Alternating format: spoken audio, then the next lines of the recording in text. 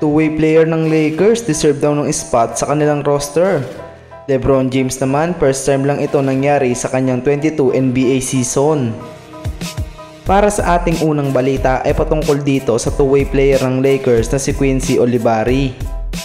Maganda nga ang naging performance nito noong NBA preseason, lalo na nung laban nila sa Milwaukee Bucks. Siya nga ang bumuhat dito sa team ng LA Lakers kaya nakuha nila ang panalo. Sinuklian nga ng Lakers ang ginawa ni Olivari. Kinuha nga nila ito bilang kanilang two-way player. Ngayon nga sa G League ng South Bay Lakers ay siya nga ang nagiging main man dito. Nag-a-average nga ito sa G League ng 30.5 points, 8 rebounds at 5.5 assists per game. Nasabi pa nga ng Lakers guard na si D'Angelo Russell na masyado nga daw madali para kay Quincy Olivari ang G League. Deserving nga talaga ng spot at mahabang playing time ang nasabing two-way player para sa Lakers. Lalo na't nag-i-struggle ang kanilang mga guards ngayon. Si D'Angelo Russell nga ay inconsistent ang performance ngayon. Habang si Gabe Vincent naman ay puro cardio lang ang ginagawa, yung takbo lang ng takbo sa loob ng court. Matutulungan nga ni Quincy Olivari ang Lakers sa scoring off the bench para naman magkaroon ng mataas na tulong sila LeBron at iba pang starter ng Lakers. Kung hindi ito mabigyan ng tsansa ng Lakers ay maaaring kunin ito ng ibang teams. Kayo ba mga idol, deserve ba ni Quincy Olivari ang spot dito sa Lakers? Sa sumunod na balita naman mga idol ay patungkol dito sa first time na nagawa ni LBJ sa kanyang career. Sa laban nga ng Lakers at Spurs kanina ay nagtala na naman si LeBron ng triple-double na 15 points, 16 rebound at 12 assists.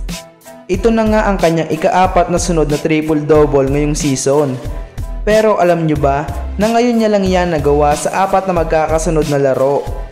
It took 22 years nga daw bago niya ito magawa. At hindi yan kapanipaniwala sa kanyang edad na 40. Hanggang 3 magkakasunod lang kasi ang nagawa niya noong 2020 NBA season, na kung saan ayun din yung taon na nag-champion sila at may edad siya noong 34 years old. Nakakamangha talaga si LBJ dahil pinapatunayan niya na kalabaw lang ang natanda. Mamaw pa din ang kanyang laruan at walang pagbabago simula una. Ngayong season nga din pala ang kanyang career best sa 3 points na 45%.